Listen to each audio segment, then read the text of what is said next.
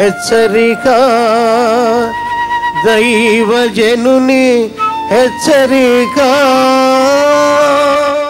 మనకి ఎంత ఈజీగా బైబిల్ దొరికిందండి, ఎంత ధన్యులమండి.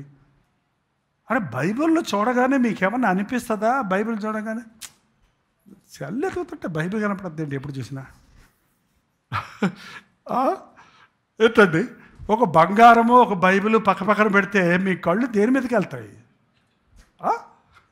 బంగారం మీదకా బైబిల్ మీదకా అండి? యాజకుడు ధర్మశాస్త్రాన్ని ప్రేమిస్తున్నాడు, దేవుని వాక్యం కోసం వెతికాడు, దొరికింది. ఆ రోజుల్లో శాస్త్రులు అంటే ఆ ధర్మశాస్త్రం ఎవరు పడితే వాళ్ళు చదవకూడదు. అది ఎవరి పని అంటే శాస్త్రి చదవటం కాదు, శాస్త్రి తిరిగి రాయాలి. ప్రింటింగ్ లేదు అప్పుడు.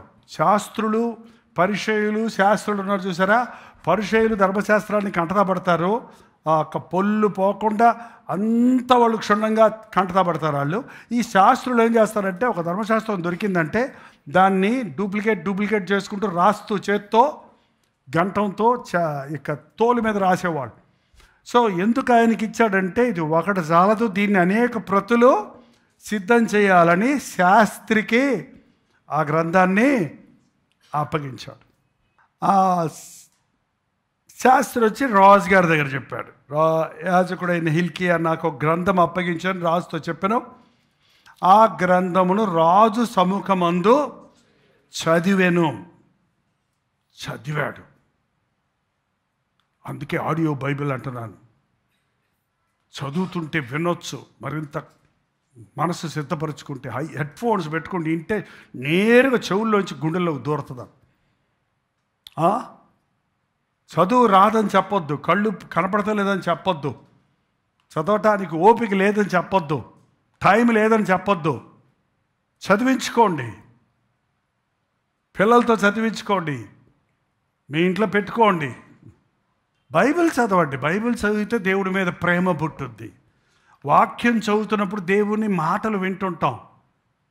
ఇద్దరి మధ్య ప్రేమ రావాలంటే ఒకరి మాటలు ఒకరు వినాలండి. ఇద్దరి మధ్య ప్రేమకి ఏంటి కారణం? వాట్సాపా, ఫోన్ చదవాలి, ఇదే కదా, దానివల్లే కదా వస్తుంది. స్టార్టింగ్ ఎక్కడొచ్చింది?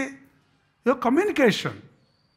దేవునితో ఎంత కమ్యూనికేషన్ చేస్తే, ఎంత సహవాసం చేస్తే అంతగా ఆయన్ని మనం ప్రేమిస్తాం, ఆయన యందు విశ్వాసం ఉంచుతాం.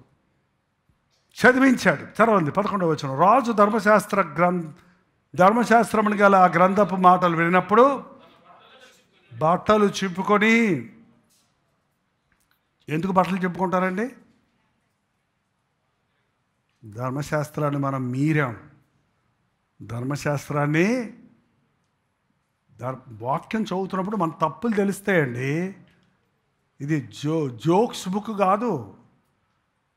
ఏంటి జోకు బుక్కులు అని ఉంటాయి కొన్ని పిచ్చి పిచ్చి కథలతో. చదివాక ఏమైపోతుంది అనిపిస్తుంది, అంతే. ఉన్నాయా ఎప్పుడైనా జోకులు? 102 జోకులు పుస్తకాలు అమ్ముతారు కోట్లలో. ఇప్పుడు లేవేమో, అది తెలీదు. అదేంటి కాసేపు అంటే అయిపోద్ది. వాక్యం అలా కాదు, ఇది జీవము గల దేవుని మాట. నువ్వు ఎక్కడున్నావో నీకు చూపిస్తుంది, నీ హృదయ స్థితి ఏందో నీకు చూపిస్తుంది. దేవుడు ఎక్కడ ఉండాలని ఆశించాడో అని తెలుసుకుంటాం.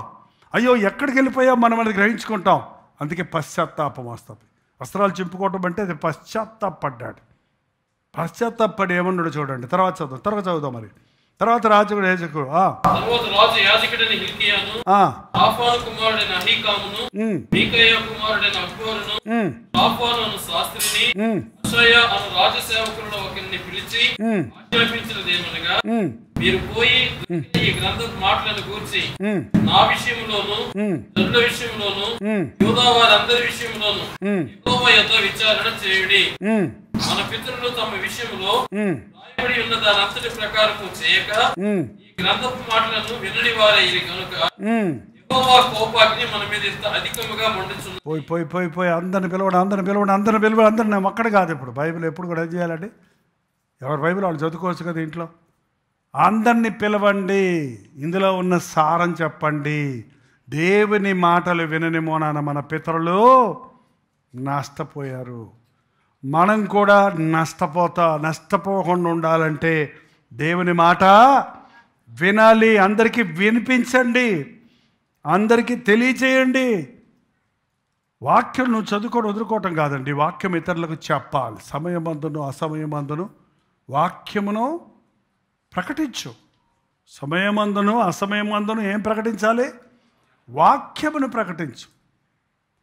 అవకాశం దొరికినప్పుడల్లా దేవుని వాక్యాన్ని ఉచ్చరించు, ధ్యానించు.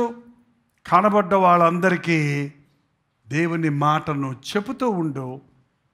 అప్పుడు దేవుని గొప్పతనాన్ని ఇతరులకు చెబుతున్నప్పుడు మనం గ్రహిస్తాం, మన ప్రేమ వర్ధిల్లుతుందండి. ప్రార్థన. పరిశుద్ధుడా, ప్రేమ గల తండ్రి, ఒక్కసారి మమ్మల్ని చూడు నాయన. నమ్మకస్తులుగా మమ్మల్ని చేయి నాయన. దీనులుగా మమ్మల్ని చేయి ప్రభువా. నీవు హెచ్చించే వరకు తగ్గించుకోవడానికి సహాయం చేయి. నువ్వు హెచ్చించిన తర్వాత కూడా నీకు ఇష్టలుగా ఉండటకు సహాయం చేయి.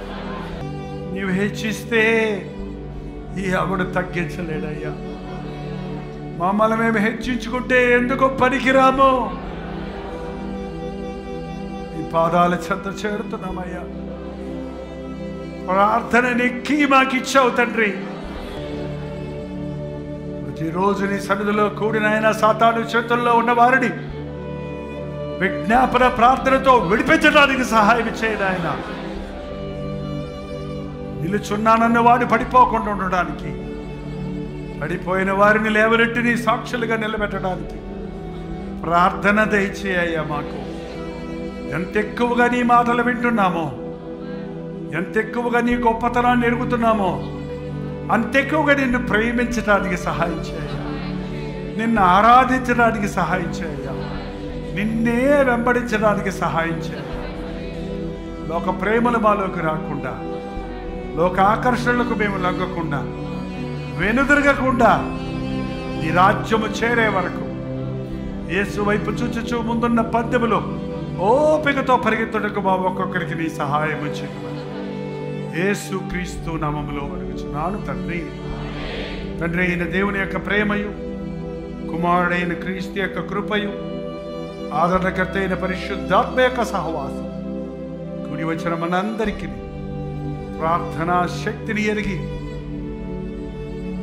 ఇద్దరు ముగ్గురుగా ప్రార్థించి అద్భుతాలను మన జీవితాల్లో ప్రపంచమంతటా చూచుటకు ఆ ప్రభువే సహాయము చేయునుగాక.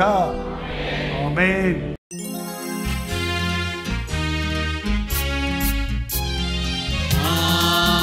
హల్లెలూయా హల్లెలూయా హల్లెలూయా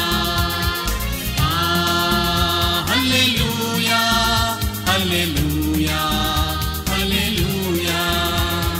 కలువరి ప్రేమే మధురం మధురం, కలువరి ప్రేమే మధురం మధురం, కలువరి ప్రేమే మధురం మధురం, కలువరి ప్రేమే మధురం.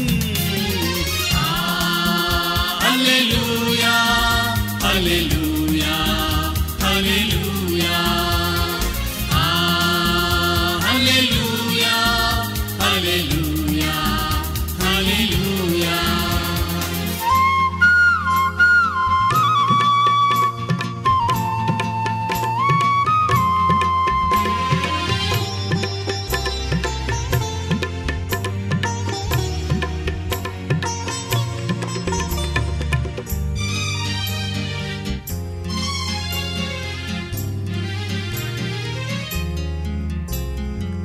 సిలువపైన విలువ త్యాగం చేసినావుగా,